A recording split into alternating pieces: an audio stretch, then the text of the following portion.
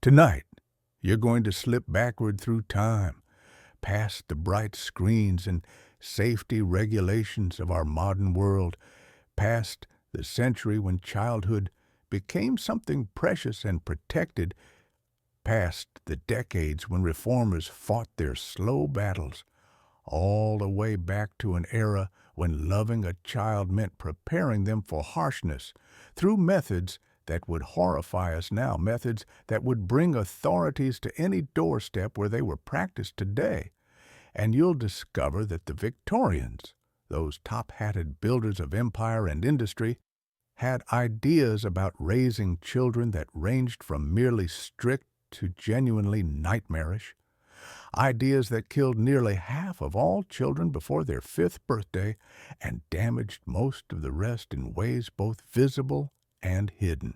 The year is 1851, the place is London, and you're standing outside a respectable townhouse in a neighborhood where gas lights are just being lit by the lamplighter making his evening rounds, where the air tastes of coal smoke and horse manure and the particular dampness that settles over the Thames Valley in autumn, where inside the homes around you, children are learning lessons that have nothing to do with reading or arithmetic and everything to do with submission, with the breaking of will, with the understanding that their bodies and their desires and their very selves belong not to them, but to the adults who will shape them through deprivation and pain into whatever form Victorian society demands.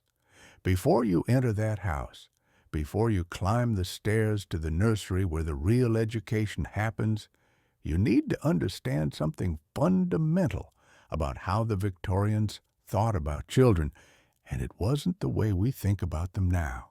Wasn't anything close to our modern assumption that childhood should be joyful and protected and full of play, because the Victorians believed, truly believed, with the certainty that only religious conviction can provide, that children were born wicked, that every infant emerging into the world carried the stain of original sin, that the sweetest baby was fundamentally corrupt and required immediate correction lest that corruption flower into damnation. This wasn't a fringe belief held by extremists. This was mainstream thinking, preached from pulpits and published in parenting manuals and practiced in homes across every social class. The idea that a crying baby wasn't expressing a need, but displaying its fallen nature, that a toddler's tantrum wasn't a developmental stage, but a glimpse of the wickedness that would destroy them if left unchecked, that every desire a child expressed was suspect, because desire itself, wanting things, was the root of sin. The solution, according to every authority from physicians to clergymen to your own grandmother, was to break the child's will as early and as thoroughly as possible, to teach through hunger and cold and pain that their wants didn't matter, that obedience was the only acceptable response, that survival itself depended on learning to submit without question to the absolute authority of parents who represented God's judgment in miniature. You push open the front door of the townhouse and step into an entrance hall that smells of beeswax polish and carbolic soap, where a grandfather clock ticks with the weighted authority that Victorian timepieces seem to possess, measuring out the rigid schedule that governed every moment of every day for everyone in the household. Servants rising at 5, children waking at 6:30, regardless of season or whether the sun had risen, meals at precise intervals, prayers at fixed times, bedtime strictly enforced, the entire day mapped out so thoroughly that spontaneity became almost impossible. A maid appears, and without speaking, gestures you toward the stairs, not the main staircase with its polished banister and carpeted treads, but the narrow servant stairs that lead up to the nursery wing, because visitors to the children's domain don't use the family stairs. That would be inappropriate, would blur the boundaries that keep the household functioning smoothly, and you climb past floors where adults conduct their lives in drawing rooms and dining rooms and studies, past the chambers where parents sleep and dress and entertain, up and up until you reach the top floor where the children exist in their carefully segregated world, separated from their parents by floors and doors, and the entire philosophy that children should be seen rarely and heard not at all. The nursery door stands slightly ajar, and before you push it open, you hear the silence, which is the first thing that strikes you as wrong, because where there are children, there should be noise, laughter, or crying, or the sounds of play. But Victorian children have learned not to make unnecessary sounds, have learned that noise brings correction, that the safest course is stillness and quiet. And when you step into the nursery, you see them.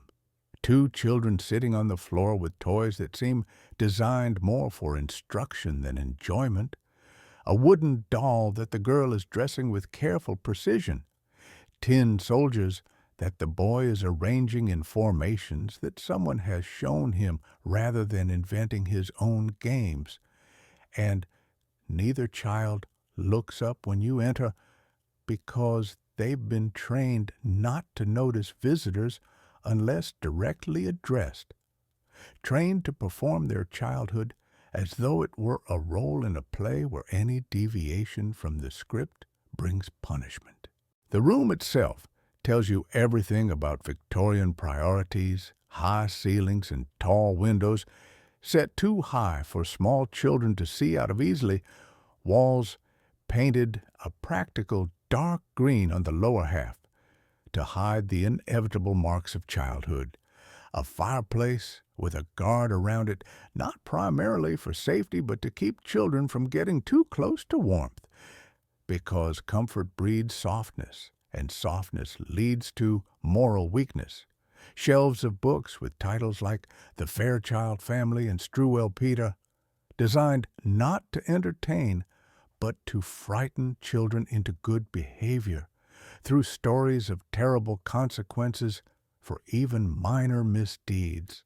But what draws your attention most powerfully is the crib near the window, and inside it, something that makes you step closer to confirm what you're seeing, because the infant lying there is wrapped so tightly in strips of linen that you can barely see the baby beneath, wrapped like a small mummy with arms pinned to sides and legs bound together, and the wrapping so tight that the tiny chest can barely expand for breathing, and this is swaddling as the Victorians practiced it. Nothing like the loose, comfortable blankets that modern parents use, but a deliberate immobilization that could last for hours at a time, for most of the day in some households, based on the belief that infant limbs were not yet properly formed and would grow crooked without external support, that babies left with free hands would touch themselves inappropriately and develop shameful habits before they could even speak, that an infant's desire to move and reach and grasp was the very first manifestation of the sinful will that must be thwarted from the earliest possible moment. The nursemaid who appears at your elbow is young, perhaps 16, wearing a plain gray dress with white apron and cap, and she'll spend more time with these children than their mother ever will. She'll feed them and dress them and discipline them and put them to bed and comfort them when they wake from nightmares, if comforting is permitted, which often it isn't, because responding to a crying child teaches that child that crying produces results. And when you ask about the swaddling, she looks at you as though you've asked why water is wet, explaining that babies must be swaddled tightly because their limbs are not yet properly formed, and without binding the arms and legs might grow crooked. Worse still, An unswaddled baby might touch itself inappropriately, developing shameful habits before it can even speak. And beyond the physical considerations, there's the matter of the child's emerging will, because even an infant has desires to move and reach and grab, and those desires must be thwarted early. The bindings teaching the very first lesson of Victorian childhood, which is that your body does not belong to you, that your desires will be frustrated, that stillness and submission are the only acceptable responses to a world that demands your complete obedience. Medical opinion was beginning to shift by mid-century, with some progressive doctors arguing that tight swaddling weakened limbs rather than strengthening them, but change came slowly to the nursery, where tradition and the accumulated wisdom of grandmothers outweighed the latest medical journals, and working-class mothers who needed their babies quiet while they worked, sometimes swaddled even more tightly than their middle-class counterparts, while a few radical parents experimented with letting babies move freely, an experiment widely regarded as dangerously permissive and likely to produce ungovernable children who would grow into adults incapable of the discipline required to maintain an empire. Some nurseries employed devices called backboards, flat pieces of wood strapped to a child's back to enforce perfect posture, and these weren't reserved for children with spinal problems, but were used on perfectly healthy toddlers, who spent hours each day strapped to these boards, sometimes while also wearing iron collars to keep their heads upright, the goal being to prevent slouching, which was associated with moral laxity, because a child who slouched was a child whose character was literally bending toward sin, and the physical and psychological effects of spending formative years in these contraptions were considerable, though they wouldn't be studied or understood for another century. You look at the swaddled infant again, at the nursemaid patiently straightening already straight sheets, at the improving books on the shelf, with their tales of children meeting gruesome ends for disobedience. And you're standing in a room that represents the very best intentions of its era, a space designed to produce moral, upright, successful adults through methods that would be shut down by authorities within hours if they existed today. But you're only beginning because the swaddled infant is just your introduction to a childhood so foreign to modern understanding that you'll struggle to believe it was real. The nursemaid leads you down a corridor where floorboards have been worn smooth by generations of small feet and the heavier tread of servants, past a window that looks out over a small garden where later this afternoon the older children might be permitted to take air for precisely 30 minutes, if weather permits. And she's explaining the daily schedule with the pride of someone describing a well-run military operation. Children waking at 6:30 summer and winter, regardless of whether the sun has risen, washing with cold water because warm water is too indulgent, dressing with the nursemaid's assistance, breakfast at 7 consisting of bread and butter, perhaps some porridge and milk that's been watered down to prevent richness, lessons with the governess from 8 until noon, with a brief break for air in the garden if weather permits. Dinner at noon of plain food with no seasonings, because anything that might overstimulate the appetite is forbidden. Afternoon lessons until 4, tea at 4, supper at 6, consisting of more plain food, and bed by 7, with the children tucked into their narrow beds in the cold night nursery where the fire is kept deliberately low because warmth is enervating and cold air builds character. You pause at another door, and from inside you can hear a young woman nursing an infant, and when you enter, you see that this is not the lady of the house, but the wet nurse, a woman perhaps 20 years old, who 6 weeks ago gave birth to her own child who is not present in this comfortable suburban nursery, because he's somewhere else being fed by bottle or by another woman, or perhaps not being fed adequately at all. And Sarah's milk, her body's response to her own infant's birth, has been redirected to nourish the children of her social superiors in exchange for wages and room and board, and the knowledge that her own baby is managing somehow without her. This arrangement would strike a modern person as bizarre at best and monstrous at worst.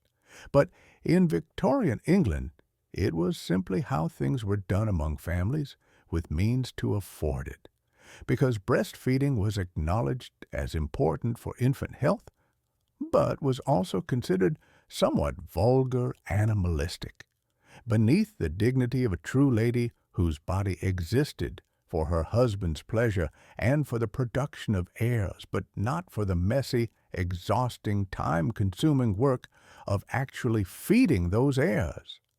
So families hired wet nurses and agencies existed to match them with families and medical examinations, supposedly ensured that the nurse was healthy and her milk was of good quality.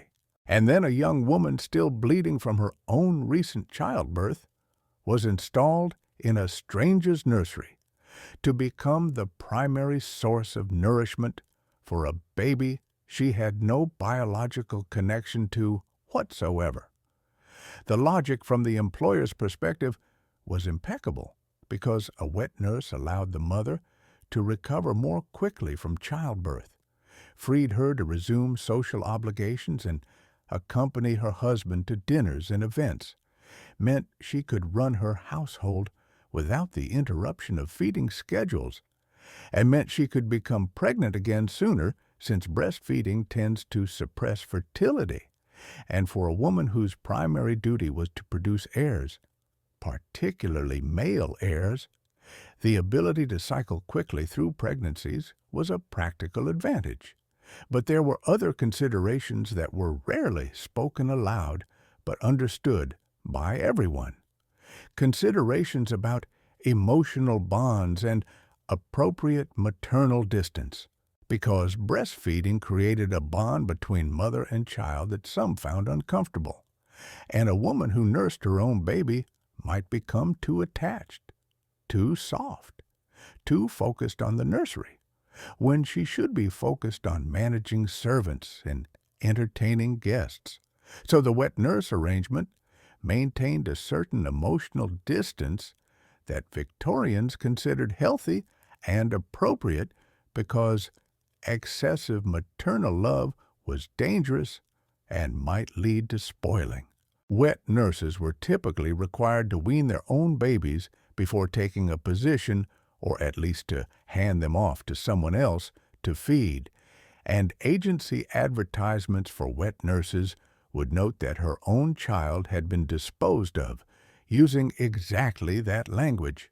And disposed of might mean the child had died, since infant mortality was so high that this was hardly remarkable, or it might mean the child had been sent to a baby farmer, a practice we'll encounter later that was often indistinguishable from murder, and either way, the wet nurse's own maternity was an inconvenience to be managed rather than a relationship to be honored, and the babies who received wet nurse care were often healthier than those fed by bottle, since artificial infant formula didn't exist yet, and the alternatives like cow's milk or goat's milk or various gruesome concoctions involving bread soaked in water were nutritionally inadequate and often contaminated.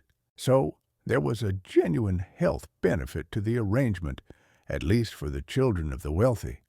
But this benefit came at a cost that was never tallied in the household accounts, because the wet nurse's own children deprived of their mother's milk, and often Their mother's presence died at horrifying rates.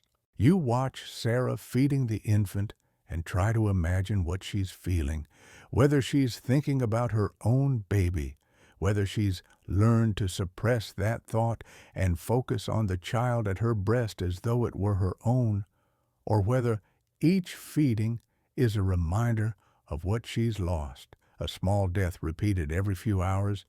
But the Victorians didn't ask these questions, at least not publicly, because the wet nurse was a servant and servants' feelings were not a matter of concern. She was paid to produce milk and deliver it efficiently into the mouths of her employer's children, and what happened in her heart was her own business. The lady of the house appears briefly in the doorway, elegant and perhaps 30, dressed in mourning clothes that probably cost more than Sarah earns in a year, and she glances at the nursing scene with mild approval. Everything seems to be in order, and then withdraws without speaking to either Sarah or the baby.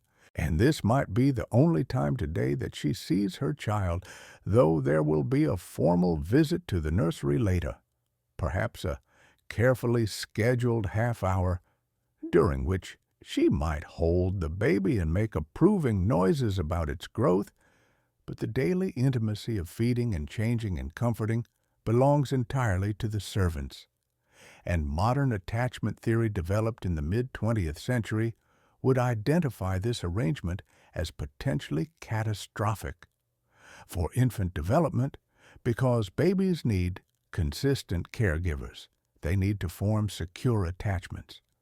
And separation from primary attachment figures causes measurable stress visible in elevated cortisol levels and disrupted brain development.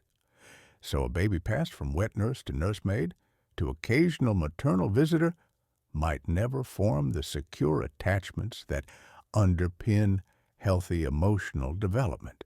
Though we should be careful about projecting our understanding backward too confidently because Victorian children weren't all psychological wrecks despite their fragmented early care, and many grew into functional adults capable of love and intimacy, and some historians argue that the extended household with its nursemaids and wet nurses and cooks and older siblings actually provided a richer social environment than the modern nuclear family, where children might have only one or two consistent caregivers. Sarah finishes feeding and hands the baby to the nursemaid for burping, pulling her dress back into order with the mechanical efficiency of someone who has done this hundreds of times. And tonight, she'll sleep in a small room off the nursery available for night feedings, separated from her own child by miles of London streets that she's not permitted to cross. And in a few months, when the baby is weaned, she'll be dismissed with a reference and will have to find another position, another household, another infant, another separation. And some wet nurses went through this cycle dozens of times over the course of their reproductive years, their bodies producing milk for an endless succession of other women's children while their own went hungry.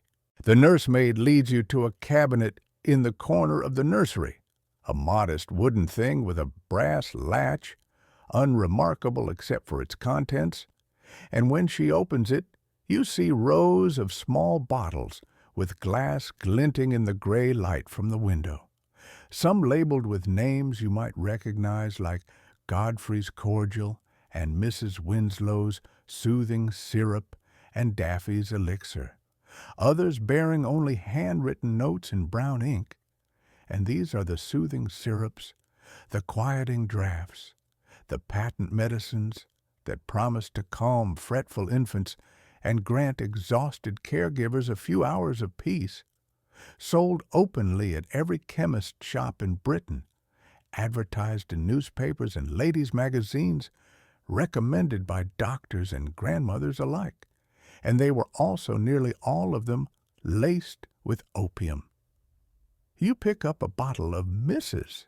Winslow's soothing syrup and examine the label, which promises to soothe teething pain, quiet colic, and ensure restful sleep for baby and mother alike.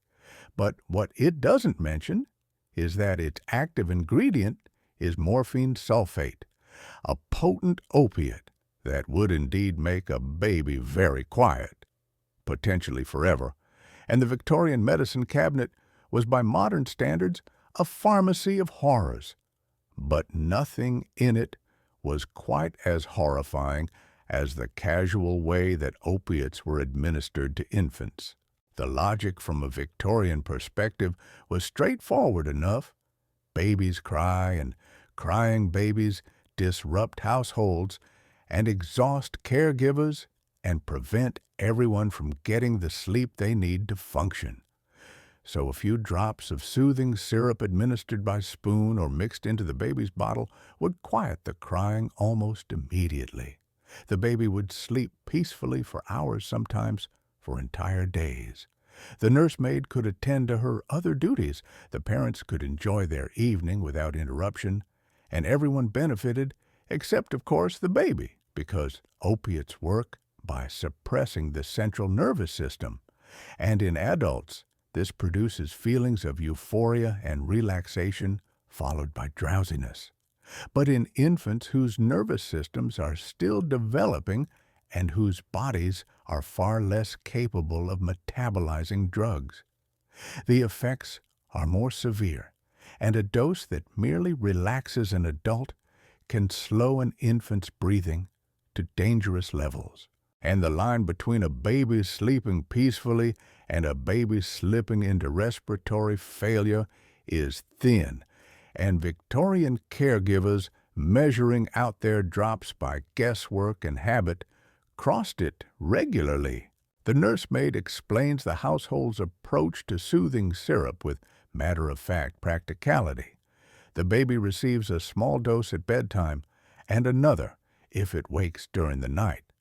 Larger doses are reserved for particularly difficult periods like teething or when the baby seems colicky, and she's careful not to give too much. She assures you because everyone knows that too much can make a baby sleep too deeply. But what constitutes too much is never precisely defined. It's a matter of judgment and experience and reading the baby's responses and adjusting accordingly. And historians estimate that laudanum and other opiate preparations killed thousands of British infants every year during the Victorian period.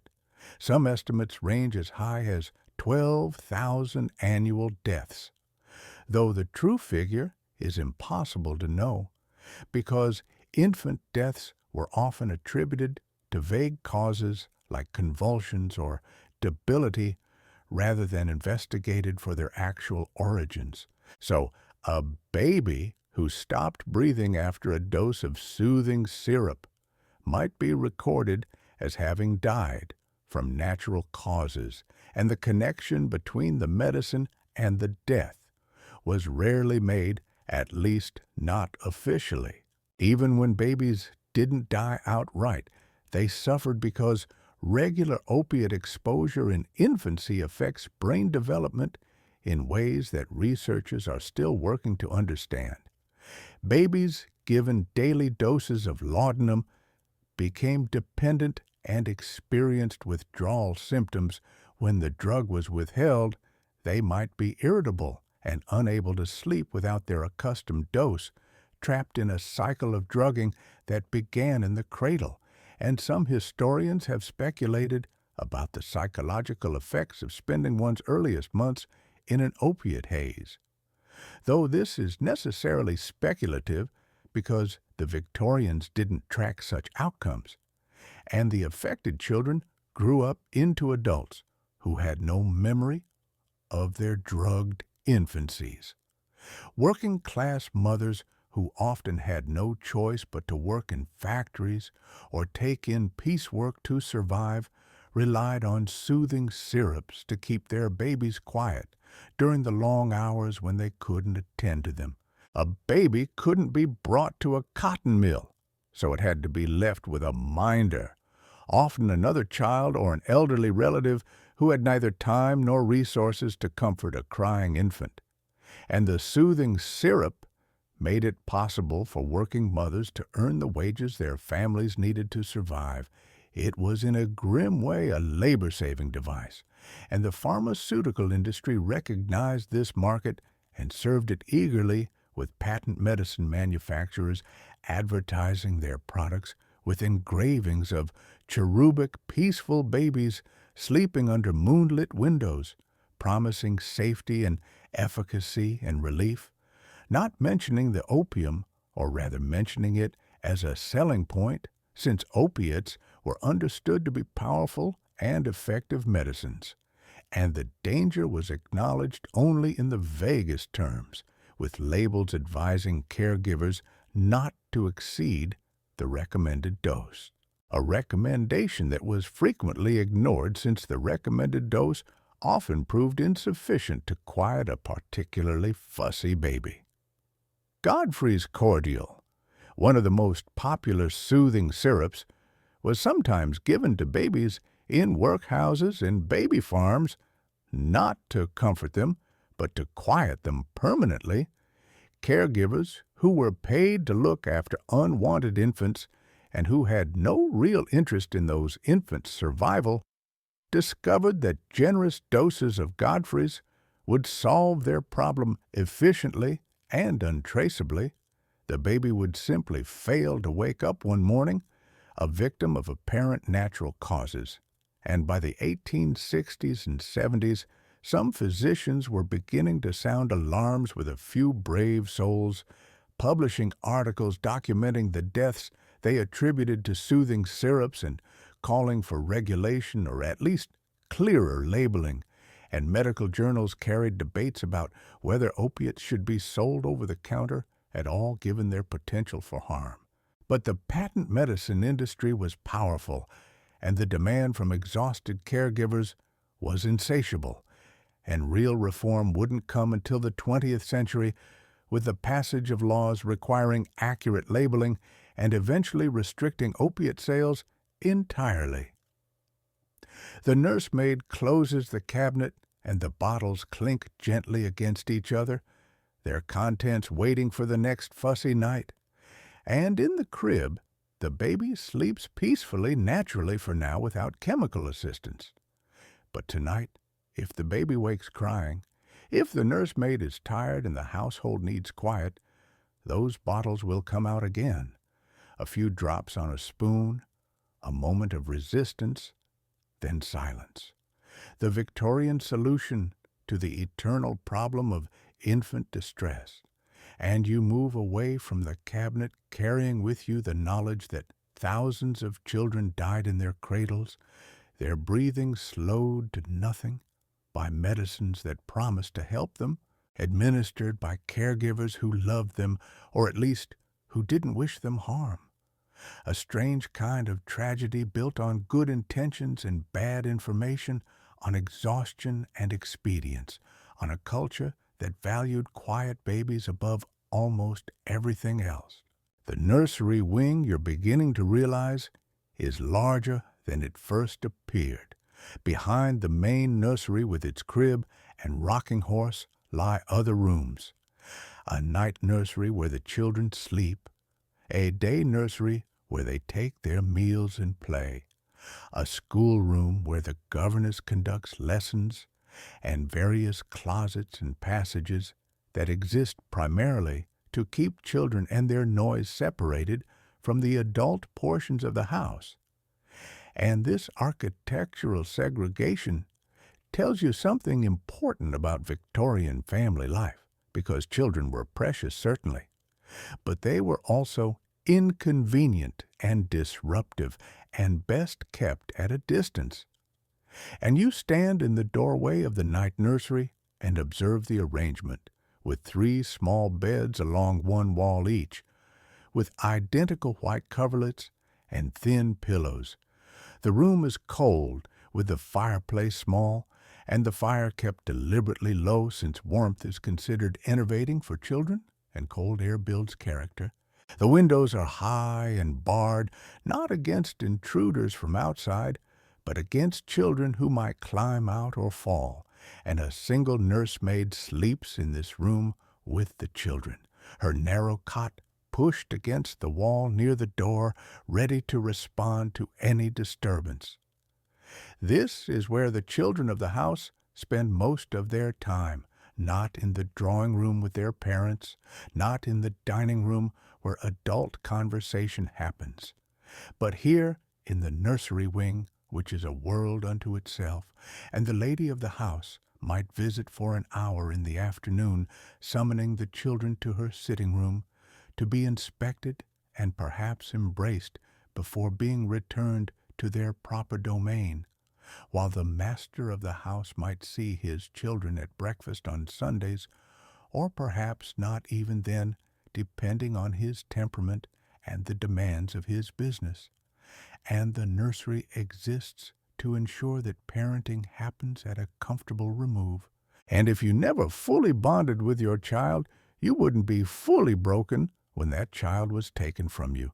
And you need to understand that in 1850, approximately 1 in 4 children born in England died before reaching their first birthday. Among the poor, the figure was higher. Sometimes 1 in 3 or even 1 in 2 in the most desperate slums, and another substantial percentage died between ages 1 and 5. Victims of measles and scarlet fever and diphtheria and whooping cough and the dozens of other diseases that swept through Victorian communities with seasonal regularity. So a woman who bore 6 children might reasonably expect to bury 3 of them. The baby in the nursery has approximately a 75% chance of reaching age 5. Better odds than most given the family's relative prosperity, but still a gamble that modern parents would find unacceptable. And the nursemaid knows these odds intimately, having watched other children in other households sicken and die, and she performs her duties with care. But she's been advised by doctors and clergymen and the accumulated wisdom of generations not to become too attached. And this advice sounds callous, but had a certain protective logic, because maternal love unchecked could be devastating when its object died. Women who grew too attached to their infants, who nursed them personally, who spent too much time in the nursery, might be destroyed by grief when death came. So the emotional distance enforced by wet nurses and nursemaids and the spatial separation of the nursery wing served in part to protect parents from the full impact of loss. The doctrine of infant damnation, the belief that unbaptized babies who died went to hell, was officially discredited by most mainstream denominations by the mid-19th century, but it lingered in evangelical circles and haunted parental imaginations, and even parents who didn't believe in infant damnation worried about their children's spiritual state, about whether young souls had been adequately prepared for eternity, and the urgency of religious instruction, the endless catechisms and prayers, the emphasis on breaking the child's sinful will. All of this gained intensity from the knowledge that death might come at any moment, that there was no time to waste in the project of salvation. Some parents responded to child death with remarkable acceptance, interpreting it as God's will and finding comfort in the belief that their children had been spared the trials of earthly life.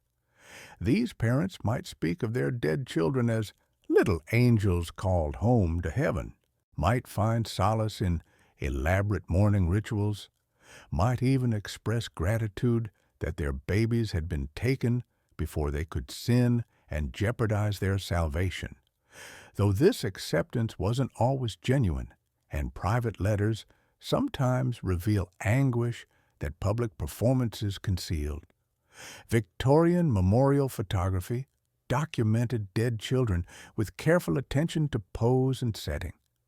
These post-mortem photographs, which seem macabre to modern eyes, were often the only images a family possessed of a child who had lived too briefly to be photographed alive, and the dead child would be dressed in their best clothes, arranged to appear sleeping, sometimes posed with surviving siblings who sat stiffly beside their deceased brother or sister, and these photographs were treasured, displayed, passed down through generations as evidence that the child had existed, had been loved, had mattered despite the brevity of their time. Every object in the nursery, the crib, the toys, the improving books exists under the shadow of probable loss. The infant sleeping in the crib might live to adulthood or might be buried in the churchyard before spring. The older children at their lessons might grow up to have children of their own, or might succumb to the next outbreak of scarlet fever, and the nursemaid herself might catch something contagious from her charges and die before them. Death was woven into the fabric of Victorian childhood so completely that it shaped everything: the emotional distance, the religious intensity, the hurry to instill moral lessons before time ran out. You move to the bookshelf, where the improving literature awaits closer examination. These books, with their drab covers and stern titles, represent yet another weapon in the Victorian arsenal of child rearing: the strategic use of fear. And if physical punishment disciplined the body and dietary restriction disciplined the appetite, then children's literature disciplined the imagination, filling young minds with visions of terrible consequences for even minor misdeeds. And you pull a volume from the shelf and recognize it immediately as The History of the Fairchild Family by Mary Martha Sherwood, first published in 1818 and reprinted throughout the Victorian era, considered wholesome and appropriate entertainment for children as young as 4 or 5, but what it actually contains would be classified as horror fiction by modern standards. The Fairchild Family follows the children of a pious household as they encounter various moral challenges and learn appropriate lessons, often through witnessing or experiencing terrible suffering. And in one famous passage, the father takes his children to see a rotting corpse hanging from a gibbet, the decomposing body of a man executed for murdering his brother. And the father uses this spectacle to deliver a lecture on the dangers of sibling rivalry, warning his children that their petty quarrels could lead to similar outcomes. And the children, traumatized but presumably improved, return home to be better behaved. This wasn't unusual because Victorian children's literature was saturated with death and punishment and divine retribution. Heinrich Hoffmann created Struwwelpeter, a collection of illustrated cautionary tales that became enormously popular in English translation, and its stories featured children who suck their thumbs, having them cut off by a tailor with giant scissors, a boy who refused to eat his soup, wasting away and dying within a week, a girl playing with matches burning to death while her cats weep, a boy who went out in a storm being blown away never to return, and the illustrations were vivid, almost cartoonish in their grotesquerie, designed to imprint these lessons on young minds through sheer memorability. The purpose of such literature was explicitly didactic, because entertainment for its own sake was suspect. Pleasure without instruction led to moral weakness, and stories had to teach lessons. And the most effective lessons involved consequences so dire that no child could forget them. A girl who was vain might end up disfigured. A boy who stole might lose his hand. A child who disobeyed parents might die suddenly with their soul departing before repentance was possible, and the message was clear: the world is dangerous. Sin leads to suffering, and only perfect obedience offers any safety. Modern child psychology would raise serious objections because we now understand that exposing young children to graphic depictions of violence and death can be traumatizing rather than instructive. That fear-based discipline tends to produce anxious, secretive children rather than genuinely moral ones. That children who avoid misbehavior, not because they understand why it's wrong, but because they're terrified of punishment, may struggle with anxiety throughout their lives. And the Victorian approach, which assumed that children needed to be frightened into goodness, may have created generations of adults who associated authority with terror. Some Victorian children's books included deliberately incorrect information that children were expected to identify and correct as a test of their knowledge. Others contained hidden messages in first letters of sentences, spelling out moral maxims for attentive readers to discover.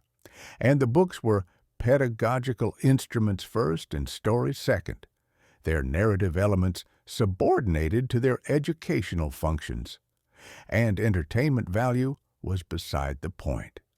Indeed, was somewhat suspicious, since too entertaining books might capture children's attention for the wrong reasons. The nursemaid mentions that she reads to the children every evening before bed. Tonight's selection will be a chapter about a boy who disobeys his mother and is subsequently killed by a runaway horse. And the children know this story well. It's a favorite in the sense that familiarity has made it comfortable rather than frightening. And they listen with solemn attention, perhaps imagining themselves in the boy's place, perhaps simply enduring the ritual as they endure so much else. And you put the book back on the shelf and think about what these stories did to young imaginations, because children who grew up on a diet of cautionary tales learned to see danger everywhere, to anticipate punishment for every transgression, to understand the world as a place where mistakes were fatal and authority was absolute. The cautionary tales serve secular morality. Don't play with matches. Don't disobey your mother. Don't suck your thumb. But they exist within a broader religious framework that gave Victorian childhood its particular intensity. And you need to understand the theology that informed every aspect of nursery life, from the prayers said at rising to the examinations of conscience conducted at bedtime. Because Victorian Christianity, especially in its evangelical forms, took the spiritual state of children with deadly seriousness, and the methods it employed to secure their salvation would today be recognized as psychological abuse. The doctrine of original sin lies at the heart of the matter because every child, evangelical theology insisted, was born already corrupted, carrying the stain of Adam's disobedience as an inheritance that no amount of good behavior could erase. And this wasn't metaphorical. Victorian Christians believed that unbaptized infants who died might face eternal consequences, not necessarily the full torments of hell, which most theologians reserve for conscious sinners, but certainly exclusion from heaven's joys. And even baptized children remained fundamentally sinful, their apparent innocence a deceptive surface concealing depths of wickedness that parents must work tirelessly to address.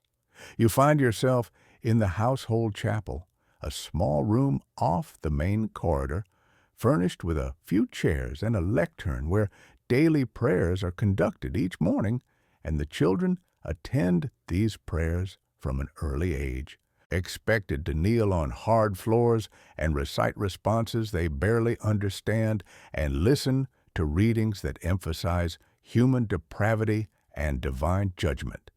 And the youngest child, barely 4, sometimes falls asleep during these services, and when caught, she is pinched awake and required to remain kneeling as punishment, because sleep during prayers suggests insufficient spiritual seriousness.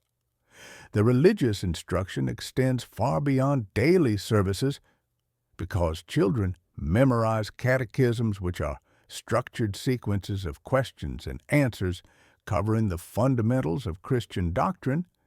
They commit biblical passages to memory, reciting them under the watchful eye of the governess or a visiting clergyman. They are required to give accounts of their spiritual state, to confess their sins and shortcomings, to examine their consciences for evidence of the wickedness they've been taught to expect, and a child who reports feeling happy might be questioned about whether this happiness comes from God or from worldly pleasures that distract from spiritual concerns. The fear of damnation was cultivated deliberately because sermons and readings emphasized the torments awaiting sinners, eternal fire, unquenchable thirst, the gnashing of teeth, the worm that never dies. And children were told that hell was not only real, but populated, that countless souls, including perhaps people they had known, were suffering there right now and would suffer forever. And the purpose was not cruelty, but motivation. Because if children truly understood what awaited the unrepentant, surely they would do whatever was necessary to secure their salvation. Victorian evangelicalism emphasized conversion experiences, moments of spiritual awakening, when the individual truly accepted Christ and was born again. But when could a child have such an experience? At what age was conversion possible? And some theologians argued that children could be saved from infancy through parental faith and proper training, while others insisted that each individual must have their own moment of decision, which required a level of cognitive development that young children hadn't achieved, and parents caught between these positions might spend years anxiously watching their children for signs of genuine conversion, terrified that death might come before salvation was secured. The emphasis on breaking the child's will gains new meaning in this religious context because the will was the seat of sin, the faculty through which humans chose evil over good, and a child's will unbroken would naturally choose sin, selfishness, pleasure, disobedience, and lead inexorably to damnation. So breaking the will wasn't cruelty but rescue, saving the child from their own fallen nature, and the parent who beat their child into submission was fighting for that child's eternal soul, battling against forces of wickedness that the child couldn't even understand. Some evangelical households conducted death rehearsals with their children, having them lie in bed imagining that they were dying, confessing their sins, preparing their souls for judgment, and these exercises were considered spiritually beneficial, helping children take death seriously while they still had time to repent. Though the psychological effects on a 6-year-old repeatedly told to imagine dying and facing God's judgment were not considered relevant to the calculation. The children in this household undergo all of these practices, the daily prayers, the catechism drills, the biblical memorization, the examinations of conscience, and they've been taught to distrust their own impulses, to assume that their natural desires are sinful, to fear both God and their own hearts, and they perform their religious duties with the same careful obedience they bring to everything else, their faces betraying nothing of whatever spiritual anxieties they might harbor. And tonight, when the nursemaid reads them their cautionary tale about the disobedient boy killed by a horse, the religious framework will provide the context. Because the boy didn't just die, he died in his sins, possibly damned forever. His brief earthly existence followed by eternal torment. And the message isn't merely that disobedience leads to death, but that death leads to judgment, and judgment might go very badly. Indeed. You've been observing a household with both male and female children, and you've noticed differences in how they're treated, different clothes, different toys, different expectations, but you haven't yet examined systematically how Victorian childhood varied by gender, because the cruelties weren't equally distributed, and boys and girls faced distinct forms of mistreatment, each designed to prepare them for the dramatically different adult roles that Victorian society prescribed.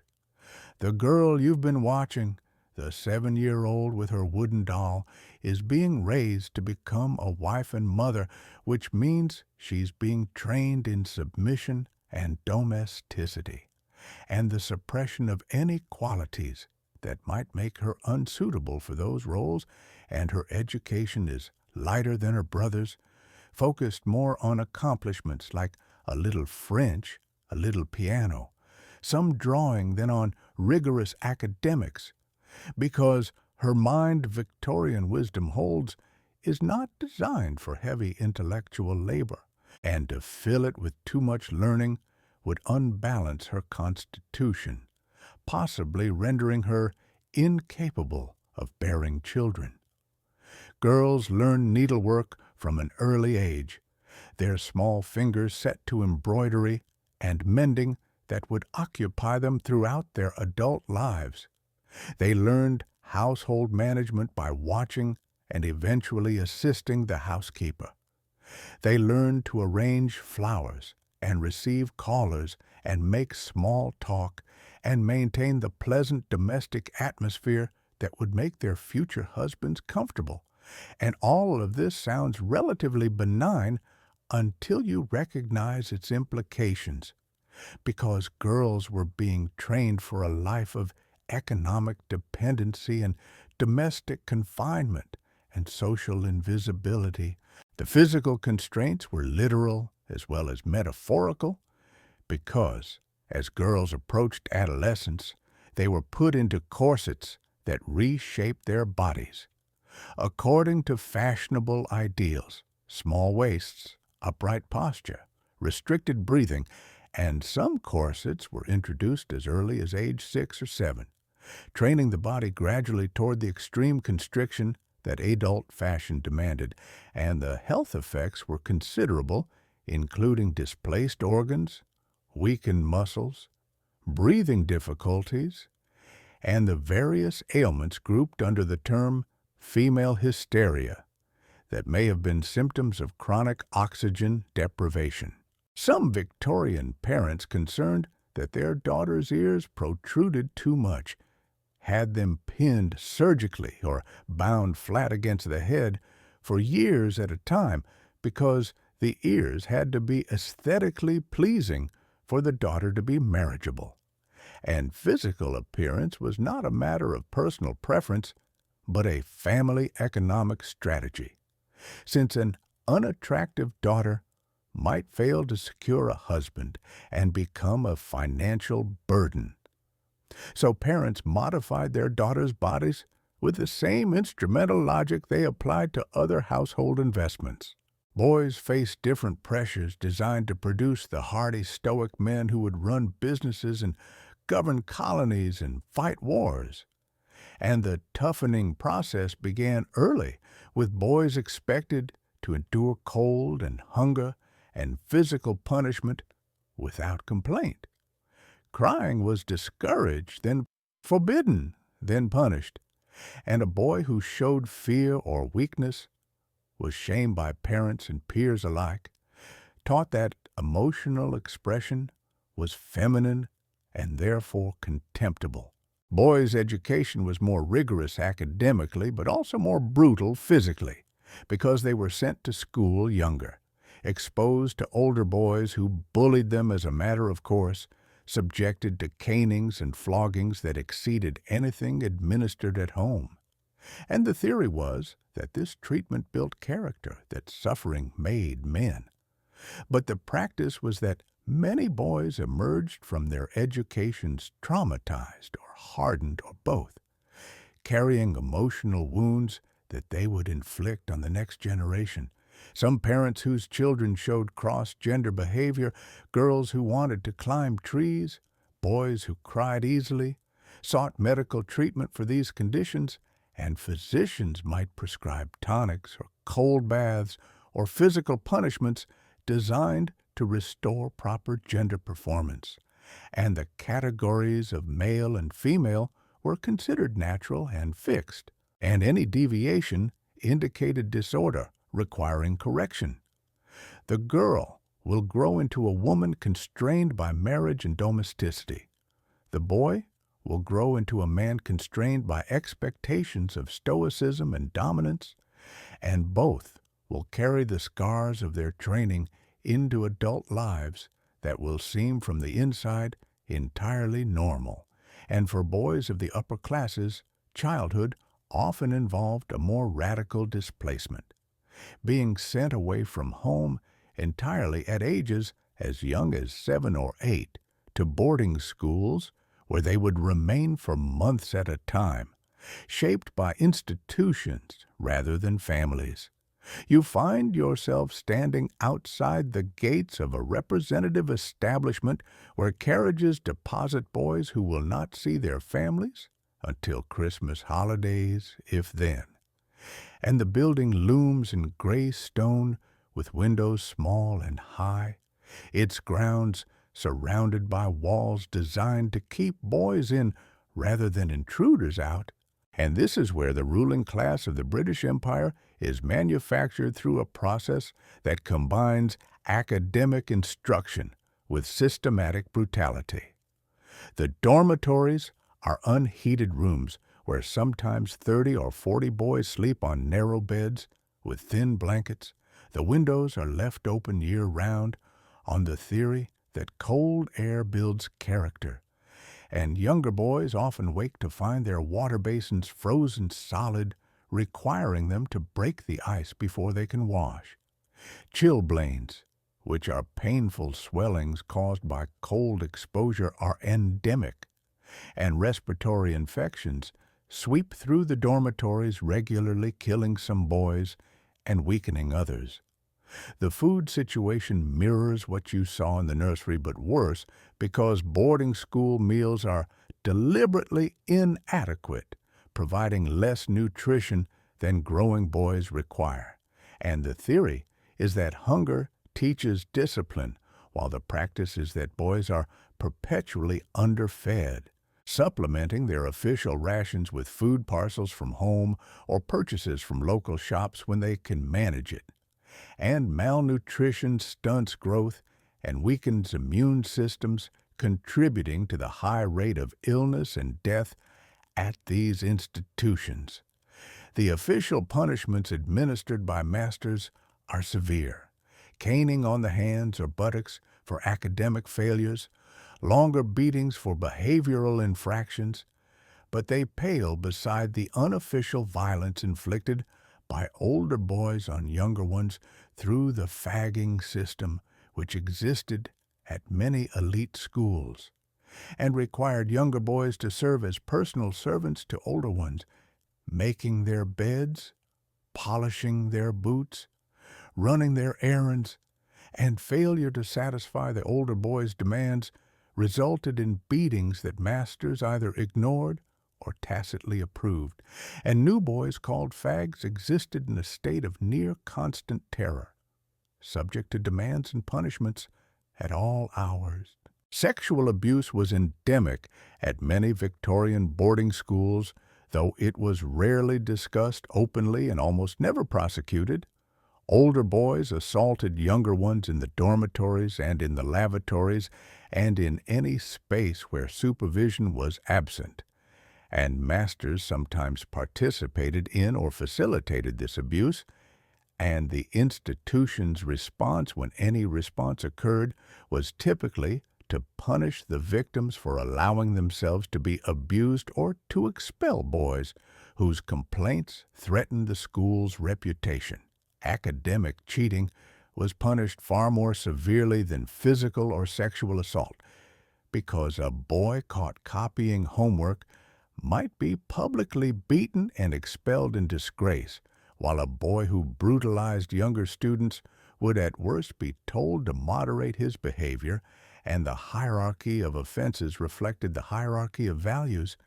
Intellectual integrity mattered, while physical and emotional safety did not. The boys who survived this system, and survival is not too strong a word, emerged transformed in ways that shaped the course of history because they learned to suppress emotion, to endure pain without complaint, to dominate those below them and submit to those above, and they formed intense bonds with fellow survivors, bonds that would later be activated in business and politics and empire. And they developed the stiff upper lip, that characteristic British inability to acknowledge suffering that served them well in the trenches and boardrooms where they would spend their adult lives. Some scholars argue that the boarding school system was deliberately designed to produce a certain type of person: the imperial administrator, the military officer, the captain of industry, and these roles required men who could inflict suffering without flinching, who could order colonial subjects flogged or soldiers shot, who could make decisions affecting thousands of lives while remaining emotionally detached. And the schools manufactured this capacity through early and intensive training in both receiving and administering violence. You turn from the privileged brutality of the boarding school to a different kind of institutional childhood, the workhouse. And if boarding schools were designed to shape the ruling class through suffering, then workhouses were designed to punish the poor for their poverty while extracting whatever labor could be squeezed from their bodies. And the children who grew up in these institutions experienced deprivation that makes the middle-class nursery look like paradise. The workhouse system was established by the Poor Law Amendment Act of 1834, which centralized relief for the destitute while deliberately making that relief as unappealing as possible. And the principle was less eligibility, which meant that conditions in the workhouse had to be worse than the worst conditions available to independent workers, so that no one would enter voluntarily except in absolute desperation. And this principle was applied with particular rigor to children who represented the majority of workhouse inmates during much of the Victorian period. You enter through the gates noting immediately the division of the facility into separate wings for men, women, and children, and families who entered together were immediately separated, with husbands taken from wives, and parents from children, and siblings from siblings. And this separation was deliberate, intended to discourage families from seeking relief unless they had no other option, because the cruelty was the point. Or rather, the cruelty was considered necessary to prevent abuse of the system by people who might otherwise choose workhouse dependency over honest labor. The children's ward is a bleak space with rows of beds or hammocks, whitewashed walls, bare floors, and windows set too high for anyone to see out. And the children here range in age from infants to adolescents, some born in the workhouse, others brought in when their parents died or became unable to care for them, and they wear identical uniforms of coarse fabric. their hair cut short for ease of maintenance, their bodies marked by malnutrition and neglect. The diet in the workhouse is the famous gruel, a thin porridge of oatmeal and water, sometimes supplemented with small amounts of bread or cheese or meat on designated days, and the portions are calculated to sustain life without promoting comfort. Children are constantly hungry, their growth stunted, their immune systems compromised, and rickets caused by vitamin D deficiency is endemic, while scurvy appears among children whose diets lack fresh fruits and vegetables for months at a time. Children were expected to earn their keep through labor from ages as young as 5 or 6, put to work at tasks designed to instill discipline and offset the cost of their maintenance, and younger children picked oakum, which meant separating old rope fibers for reuse, a task that shredded their small fingers, while older children worked in workhouse laundries or workshops, and some were hired out to local factories or farms, their labor sold to employers who found workhouse children conveniently cheap and easily controlled. The education provided in workhouses was minimal, intended to produce compliant workers rather than independent thinkers. Children learned basic literacy and arithmetic, enough to follow instructions and keep simple accounts. Girls learned domestic skills that would qualify them for service. Boys learned manual trades that would make them employable, and the goal was not to improve their circumstances, but to ensure that they would leave the workhouse capable of the lowest forms of labor and unlikely to return. Children in workhouses were sometimes given numbers instead of names, their identities reduced to administrative categories, and the name they had arrived with, the name their parents had chosen, the name that connected them to family and history, was replaced by a number stitched into their uniform, used in all official records, spoken by staff who couldn't be bothered to remember individual children, and some workhouse children forgot their original names entirely, growing into adults who knew themselves only by numbers that no longer had any official meaning. The path out of the workhouse was often worse than the path in because children who reached working age were apprenticed out to employers who had agreed to take them, sometimes paying a small premium for the privilege. And these employers were not screened for suitability. Some were honest tradespeople who treated their apprentices reasonably, but others were abusers who saw workhouse children as cheap labor, to be exploited without consequence, and horror stories emerged periodically of apprentice children worked to death or beaten to death or simply disappeared, their fates of no interest to the authorities who had transferred responsibility. You step outside the workhouse gates and back into the streets of Victorian London, where you immediately encounter yet another category of suffering childhood, the street children, those thousands upon thousands of boys and girls who lived entirely outside any institutional structure, surviving on their wits and their labor and their willingness to break laws that offered them no protection, and estimates vary. But scholars believe that at any given time during the Victorian period, somewhere between 20,000 and 100,000 children lived on the streets of London alone. Some were orphans with no family at all. Some had families who could not or would not support them. Some had run away from situations that seemed worse than the streets. Domestic abuse, institutional brutality, apprenticeships that were slavery in all but name, and they lived in doorways and under bridges and in abandoned buildings and in any shelter they could find or create. And they called themselves, with grim humor, street Arabs or gutter snipes. You watch a group of them now gathered around a small fire in an alley, their faces blackened with soot, their clothes a patchwork of rags, and the oldest might be 14, the youngest, perhaps, 6, and they're sharing a loaf of bread stolen from somewhere, dividing it with rough justice among themselves. And this is their family, their social unit, the gang, the group of children who have found each other and formed bonds of mutual survival in a world that offers them nothing else.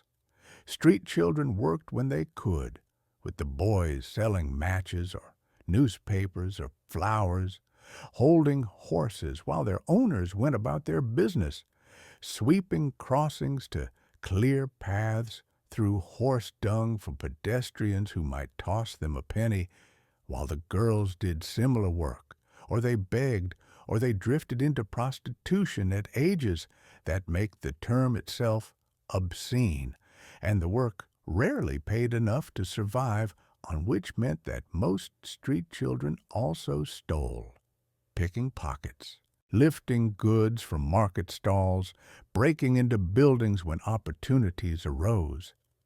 The legal system treated these children as criminals rather than victims. A boy caught stealing a handkerchief might be sentenced to transportation, exiled to Australia or another colony, never to return, while a girl caught soliciting might be sent to a reformatory, where conditions differed little from prison, and the age of criminal responsibility was 7 years old until 1847, when it was raised to 14 for minor offenses, though children could still be prosecuted for serious crimes at any age, and children were held in the same prisons as adults, exposed to hardened criminals who might corrupt or abuse them, emerging more damaged than when they entered. Some children mutilated themselves to become more effective beggars, deliberately creating injuries that would evoke pity, blinding themselves, breaking limbs, cultivating sores that looked worse than they were, while other children were mutilated by adults who controlled them. Professional beggars who understood that a child with a visibly maimed arm collected more coins than an intact one, and the market for pity was competitive, and street children adapted to its demands. Street children died of exposure during cold winters, their bodies collected from doorways where they had curled up seeking warmth.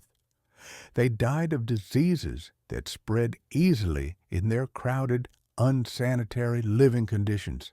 They died from violence, both from adults who preyed on them and from other children competing for territory or resources. And the mortality rate among street children was appalling, but rarely documented, since no one was counting. Some street children organized themselves into elaborate criminal networks with hierarchies and training systems and profit-sharing arrangements, and the pickpocket gangs described by Charles Dickens in Oliver Twist were not entirely fictional, because an experienced adult criminal, a kidsman, might recruit and train young pickpockets, providing them with food and shelter in exchange for their earnings. And from one perspective, this was child exploitation of the worst kind, while from another, it was the only economic system that offered street children any path to survival. You turn your attention now to perhaps the darkest corner of this dark landscape, baby farming, the industry of paid child disposal that flourished throughout the Victorian period and killed countless infants whose only crime was being unwanted, and the term itself sounds almost quaint, suggesting something rural and wholesome, but the reality was anything but, because baby farming referred to the practice of paying someone to take custody of an unwanted child, usually an illegitimate infant whose existence threatened the reputation of an unmarried mother, and the arrangement might be presented as adoption or fosterage, with the new caretaker promising to raise the child properly in exchange for a fee.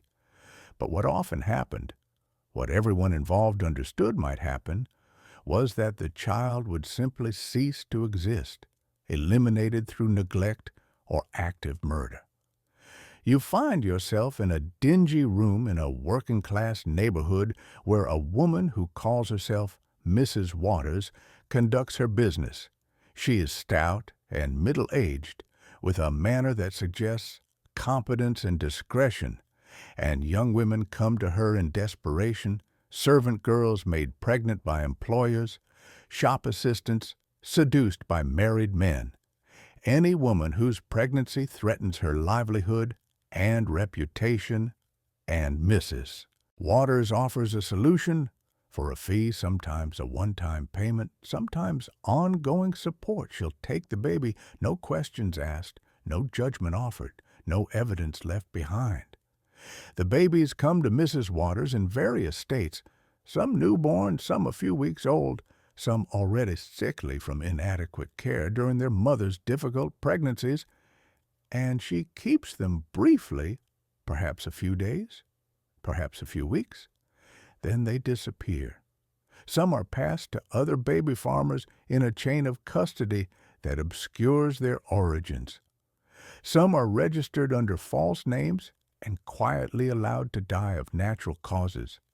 Some are simply killed outright, their bodies disposed of in rivers or in fields or in the urban waste that Victorian sanitation struggled to manage. The economics of baby farming made death profitable because a mother paying for ongoing care wanted her payments to stop as soon as possible. The baby's death freed her from an endless obligation, while a baby farmer receiving a one-time payment had no incentive to keep the child alive. Every day of life was a drain on a finite resource, and the structure of the transaction pushed toward elimination, and elimination happened with terrible regularity. Baby farmers advertised openly in newspapers and shop windows with notices like "Good Home Wanted" for healthy infant or respectable woman will adopt child, moderate premium required, and these advertisements were understood by everyone who read them.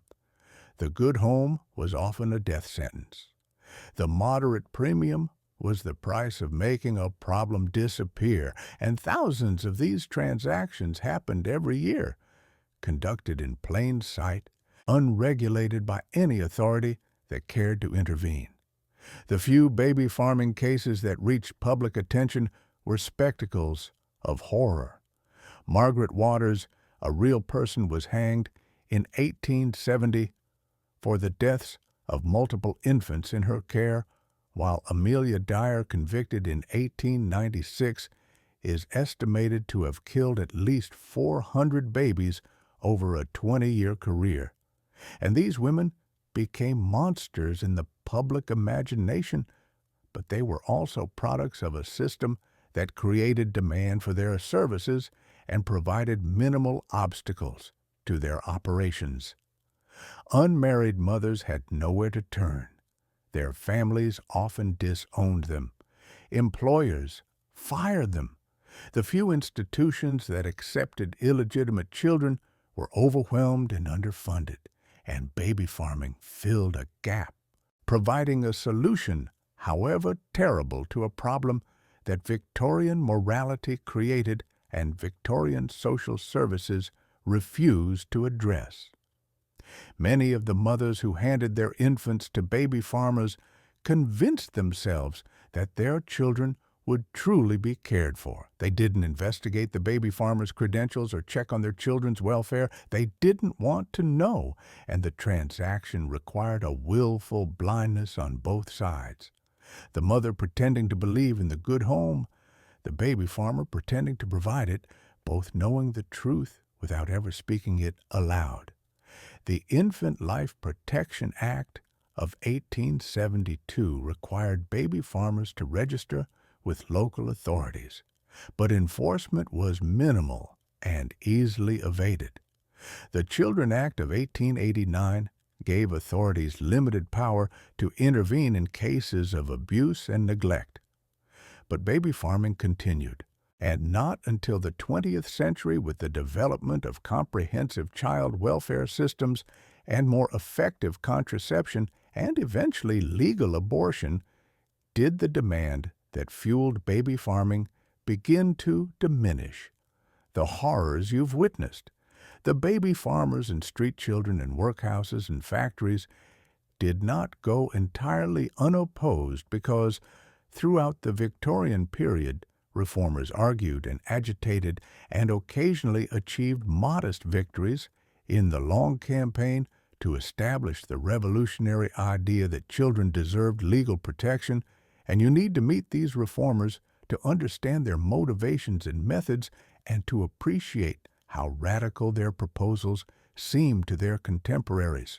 The reform movement emerged from various sources with evangelical Christians, the same people whose theology demanded that children's wills be broken, also believing in mercy and charity toward the suffering, and they founded orphanages and ragged schools and rescue missions, attempting to save children's bodies while attending to their souls, while social reformers influenced by utilitarian philosophy calculated the cost of wasted human potential and argued that healthy, educated children would contribute more to national prosperity than stunted, ignorant ones, and romantic idealists drew on a different tradition entirely, seeing in childhood a natural innocence that industrial society was corrupting.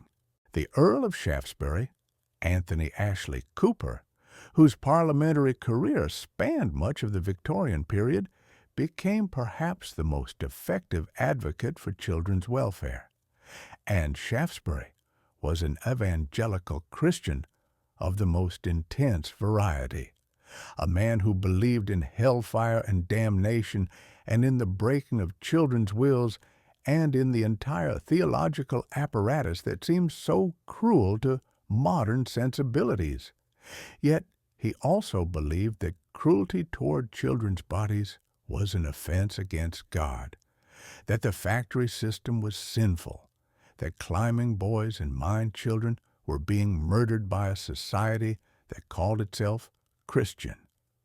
Shaftesbury's achievement was to translate moral outrage into legislative action.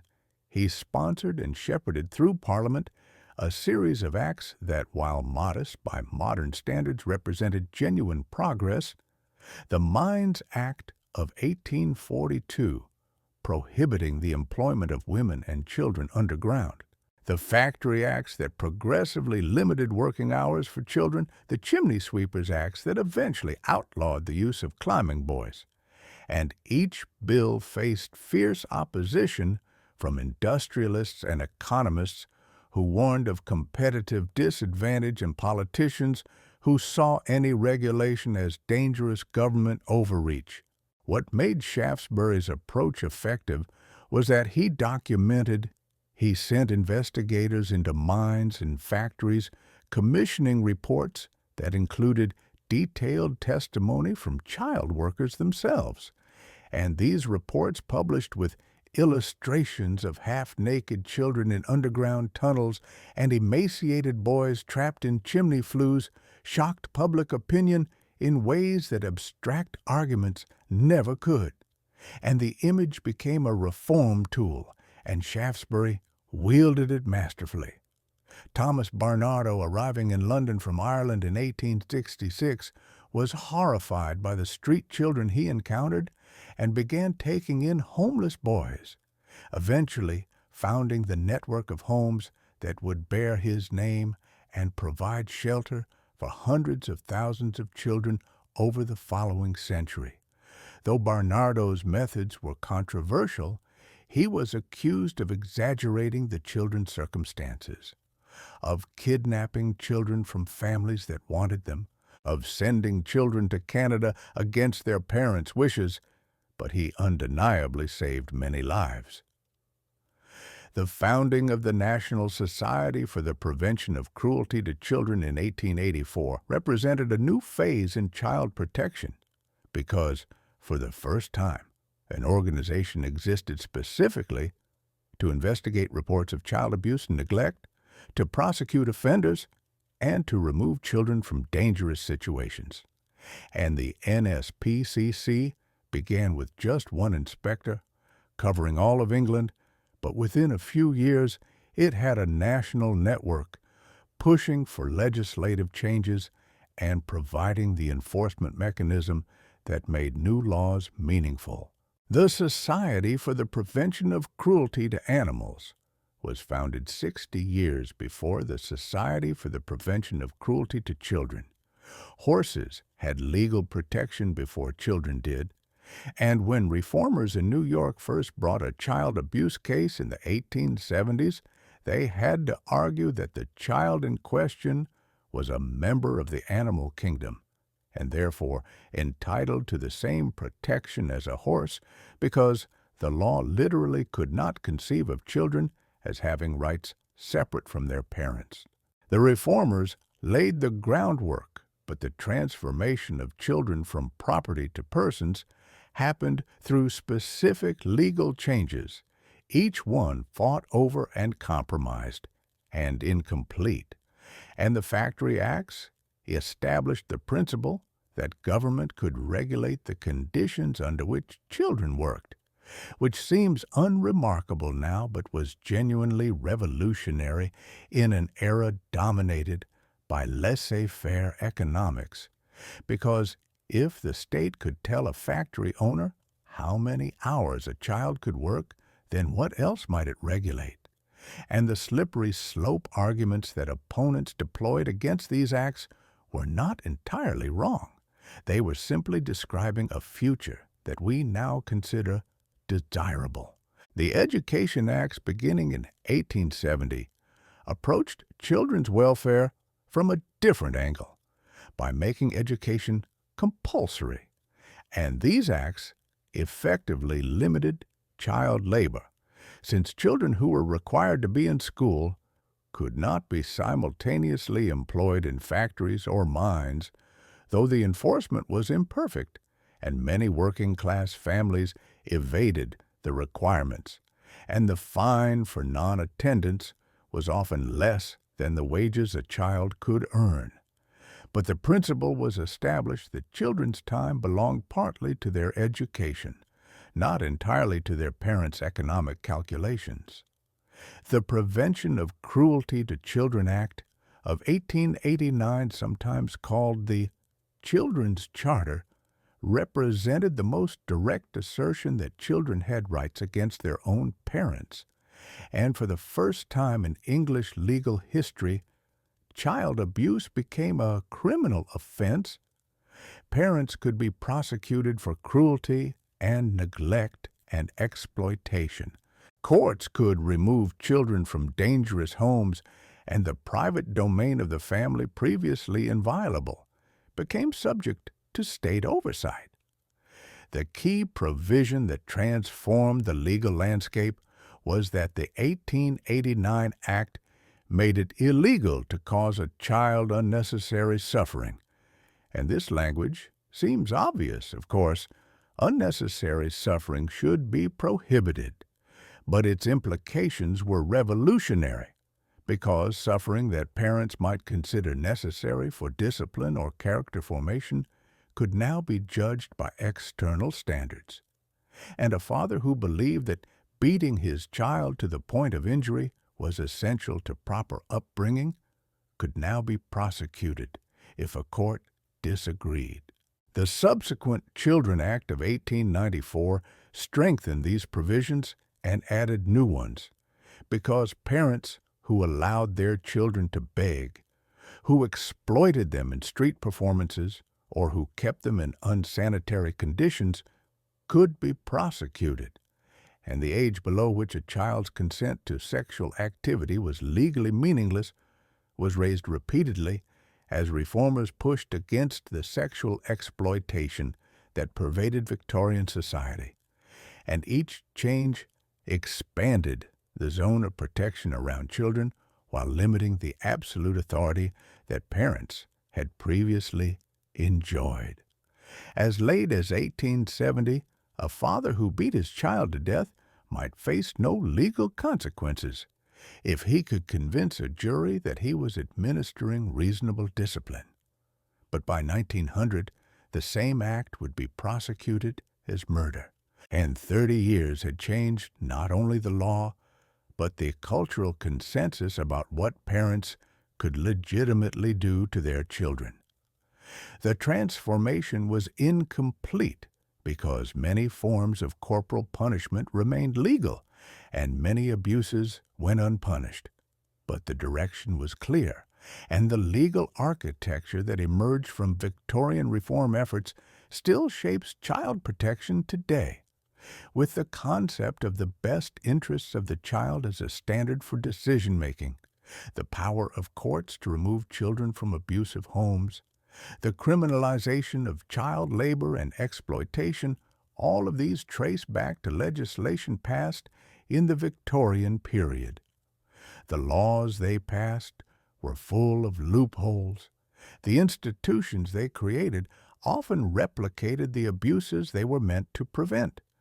The children they rescued sometimes ended up in situations no better than the ones they left, and reform was always partial, always contested, always shaped by the prejudices and blind spots of its proponents, and the work that began in the Victorian period has continued ever since, with each generation identifying new harms and constructing new protections, building on foundations that remain fundamentally Victorian. You've been observing Victorian childhood primarily through the lens of the comfortable middle class and the desperately poor, but these categories don't exhaust the variety of experience. And before you begin to wind down this journey, you should understand that suffering crossed class lines, taking different forms at different social levels, but remaining remarkably consistent in its core features. Because the children of the aristocracy and the children of the middle class and the children of the poor all faced versions of the same fundamental challenge, which was a society that saw them as incomplete humans, requiring completion through discipline and deprivation and pain. The aristocratic nursery, you might imagine, would be a place of luxury and indulgence because wealthy families could afford the best of everything, but the reality was often the opposite because aristocratic parents took the philosophy of strategic deprivation to its logical extreme, believing that children who inherited wealth and privilege needed especially rigorous training to avoid being destroyed by their good fortune. And the children of dukes and earls often saw their parents even less frequently than their middle-class counterparts, raised in separate wings of vast country houses, cared for by servants who answered to housekeepers and stewards rather than to the children's mothers, and visits to parents were formal occasions requiring special dress and careful rehearsal of proper behavior, and emotional expression was even more suspect in the aristocracy than elsewhere, seen as vulgar, middle class, unsuitable for families whose status required the performance of effortless superiority. Some children in great houses went years without physical affection from any family member. Their nursemaids might hold them if discipline permitted, but parents maintained physical as well as emotional distance, and a child might not be touched by their mother between infancy and the age at which they were old enough to be formally embraced, not hugged, but greeted with the prescribed gestures that etiquette demanded. The working class, at the other extreme, faced material deprivation that made middle-class nursery restrictions seem trivial. A factory child's restricted diet wasn't a philosophical choice but simple poverty. There wasn't enough food, while a street child's emotional neglect wasn't deliberate policy, but the consequence of parents struggling to survive who had no energy left for nurturing, and the working-class child experienced many of the same harms as the privileged child: beating, emotional distance, early labor, but without the compensations of education or medical care or eventual inheritance. What linked all these experiences across class lines was the underlying philosophy that children were problems to be solved, wills to be broken, impulses to be suppressed, and whether the instrument was a silver-handled cane in an aristocratic library or a leather strap in a factory overseer's office, the theory was the same. Children needed discipline, and discipline meant pain. Children had desires, and desires had to be thwarted. Children might develop into good adults, but only if their natural tendencies were systematically crushed. Both the Duke of Marlborough's grandson and the crossing sweeper's son learned not to cry. The aristocrat was slapped by a nursemaid who'd been instructed to maintain discipline, while the street child was cuffed by an older boy who had no patience for weakness. Different circumstances, but the same lesson. Your feelings don't matter. Your pain is irrelevant. Suppress everything that might mark you as vulnerable. Victorian childhood was not uniformly terrible because, amid the beatings and deprivation and fear, there were also moments of joy, experiences of kindness, relationships that provided genuine warmth despite the prevailing coldness. And the historical record captures the systemic cruelties, but often misses the small pleasures.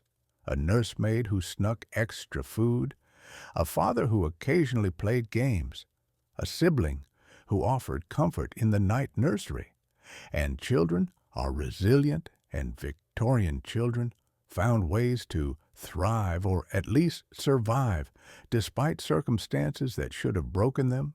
The journey you've taken through Victorian childhood has been grim, a catalog of cruelties that would be criminal today, but the story isn't purely historical, because the laws and institutions and attitudes that eventually replaced Victorian practices didn't appear from nowhere.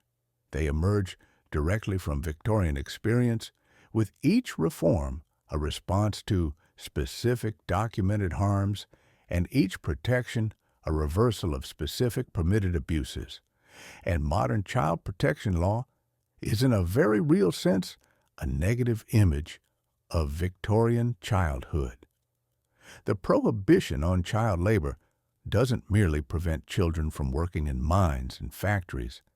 It's built on the assumption that childhood should be a protected period devoted to education and development rather than economic production.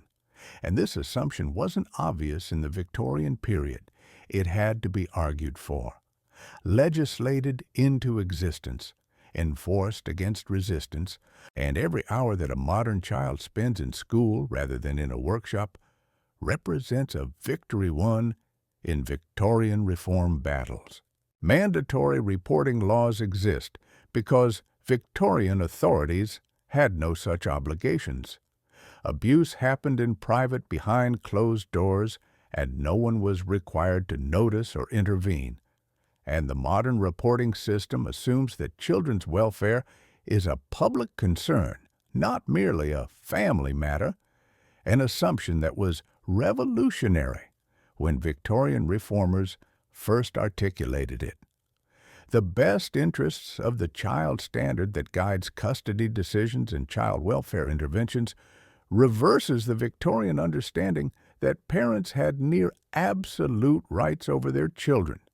And when a modern court asks what arrangement best serves a child's interest, it's applying a principle that Victorian parents would have found incomprehensible: the child's interests. But the child is property to be disposed of according to the owner's wishes. The specific prohibitions that fill modern child protection codes tell stories. Prohibition against excessive corporal punishment, because Victorian parents beat their children with canes and birches and riding crops. Prohibition against child marriage, because Victorian parents sold their daughters to older men. Prohibition against educational neglect, because Victorian parents kept their children ignorant, prohibition against medical neglect, because Victorian parents dosed their children with mercury and laudanum, and each prohibition points to a harm that was once permitted and is now forbidden. Social services agencies trace their lineage to the NSPCC and similar Victorian organizations. Foster care systems evolved from Victorian practices of placing children with families, some of which worked well and others disastrously. The juvenile justice system emerged from Victorian debates about whether children who committed crimes should be treated differently from adults. And even the concept of child development as a field of study has Victorian roots, growing from Victorian attempts to understand what children needed to thrive. The phrase, "children should be seen and not heard," which is often cited as encapsulating Victorian attitudes toward children, was actually used ironically by Victorian reformers criticizing those attitudes. The reformers wanted children to be heard, wanted their experiences to be documented, wanted their voices to shape policy, and modern child advocacy, with its emphasis on listening to children and respecting their perspectives, continues work that began in Victorian attempts to let child workers testify about their own suffering. The transformation from Victorian childhood to modern childhood took approximately a century and is still incomplete because children today are still beaten by parents, still exploited as laborers in some parts of the world, still neglected and abused in ways that would have been familiar to Victorian reformers. And the legal frameworks exist, but enforcement is imperfect. The principles are established, but application is inconsistent. And the work that began in the Victorian period continues with each generation building on what the previous generation achieved, while confronting new forms of harm that the previous generation couldn't have anticipated. You step back from the Victorian nursery now, your journey through that era's childhood complete, and the door through which you entered, that creaking nursery door with its particular smell of carbolic soap and cold smoke, recedes into the distance as the gaslight dims and the present reasserts itself, and what you've witnessed will stay with you. But the sharp edges are softening now, the horrors settling into the category of history, of things that happened once, but happen no longer. The infant in the swaddling bands has been released in some sense by the generations that came after, freed from bindings both physical and philosophical, allowed to move and grow and develop according to rhythms that the Victorians couldn't understand. The wet nurse has gone home to her own children in a world where breastfeeding is no longer shameful and maternal bonds are no longer deliberately severed.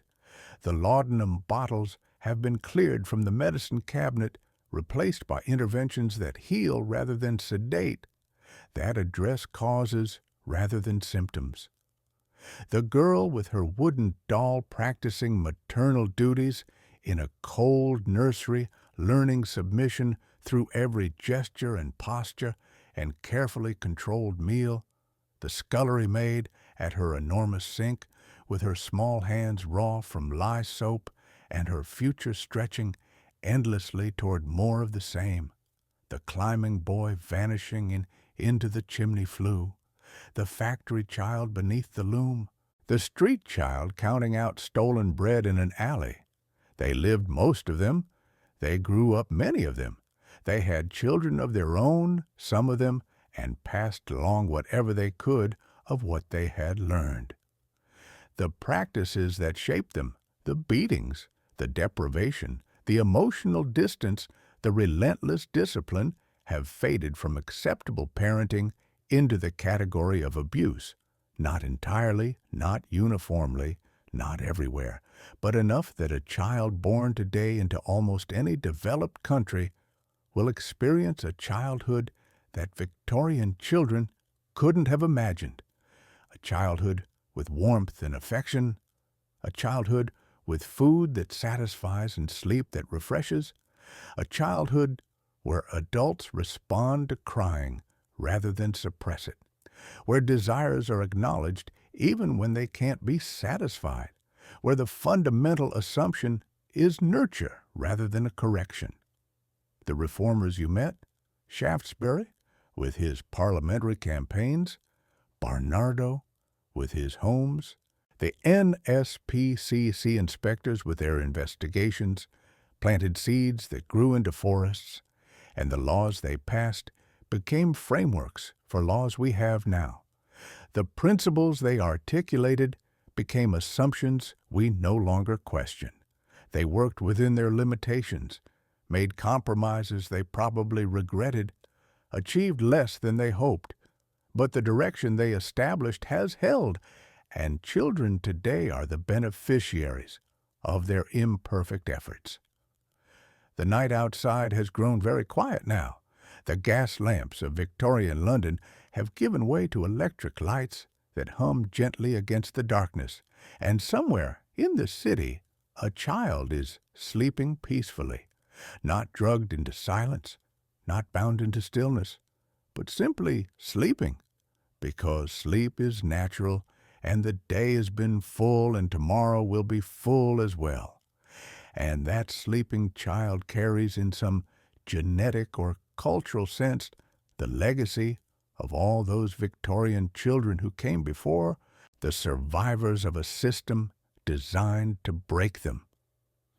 You yourself are perhaps such a legacy because the traditions that shaped your childhood, whatever they were, trace back through generations to people who lived in the era you've been exploring, and the kindnesses you received, the hugs, the stories at bedtime, the responses to your crying, are gifts from reformers who argued that children deserved such kindnesses, while the cruelties you avoided, the cane across the knuckles, the bread and water punishments, the endless beatings for infractions you couldn't understand, are absences created by people who fought to eliminate them.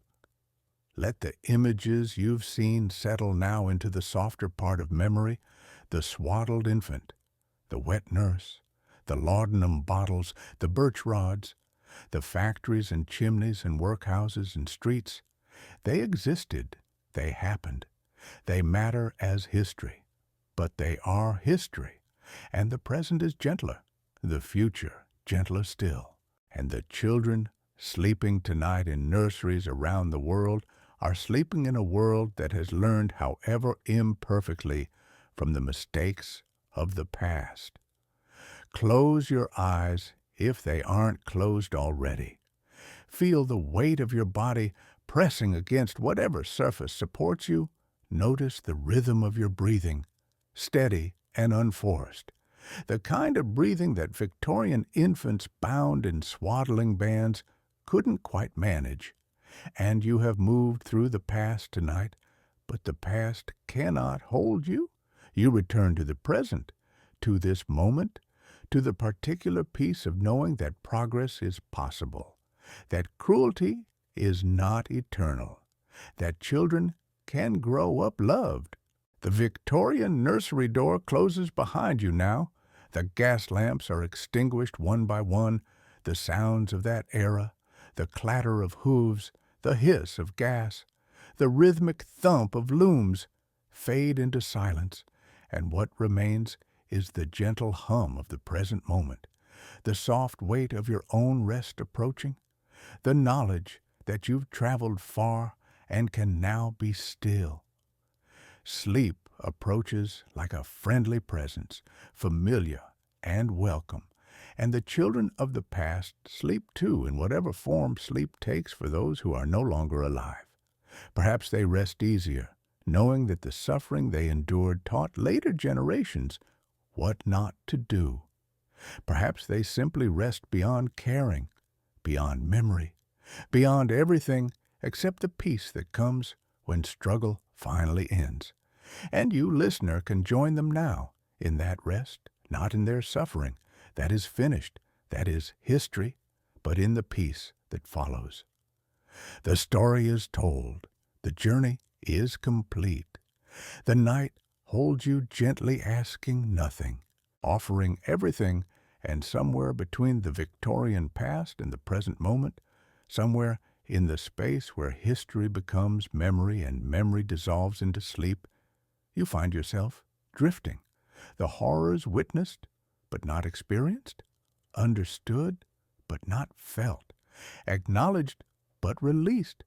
And the darkness that surrounds you now is not the darkness of a cold nursery or a factory floor or a workhouse ward, but simply the darkness of night, ordinary and peaceful.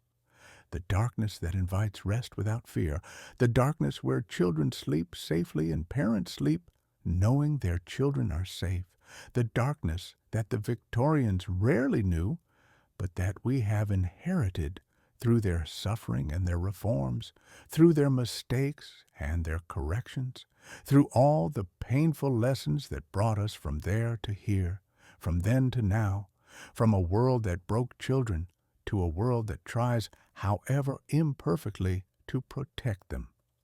Let yourself sink now into that inherited safety, into the warmth that Victorian children were denied, into the comfort that reformers fought to secure, into the simple, profound gift of rest without pain, of sleep without fear, of childhood protected and adulthood at peace. And as you drift deeper into whatever dreams await you, carry with you the knowledge that you've witnessed something important, something that helps explain how we became who we are, how childhood became what it is, how cruelty gave way to kindness, not through magic, but through work, not through sudden transformation, but through slow accumulation of small victories won by people who cared enough to fight. The Victorian children are sleeping now, all of them, the living and the dead, the remembered and the forgotten, and they sleep at last without swaddling, without hunger, without fear, released from history into the peace that history owes them. And you sleep with them, your own childhood behind you, whatever it held, your own struggles easing into the past where all struggles eventually go, and tomorrow, when you wake, you'll carry forward what you've learned tonight. Carry it lightly as memory, not as burden. Carry it as understanding that makes the present more precious and the future more possible. But for now, simply sleep, simply rest, simply let the night do its work of restoration and renewal. Let the darkness be kind. Let the silence be gentle. Let the past remain past while the present holds you safe.